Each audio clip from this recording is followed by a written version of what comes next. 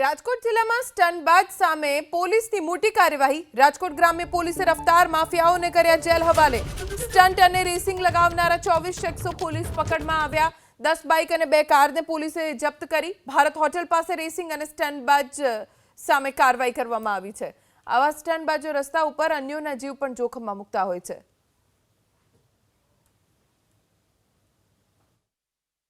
Paddhari Jamnagar road ઉપર racing કરવાની હોય તેવી હકીકત મળતા રાષ્ટ્રીય માર્ગ સલામતી માસ અનુસંધાને એલસીબી સ્ટાફ તેમજ પડધરી પીઆઈ પરમાર અને એના સ્ટાફે આ બાબતે આશરે 10 જેટલા મોટરસાઇકલ તેમજ 2 જેટલા 4 વ્હીલ કારને જોખમી સ્ટન્ટ રેસિંગ કરવા બદલ બીએનએસ કલમ 281, એમવીએ કલમ 187, 184 અને 100 મુજબ કાર્યવાહી કરવામાં આવેલ છે અને તેમાં ટોટલ 24 આરોપીઓને અટક કરવામાં આવેલા છે।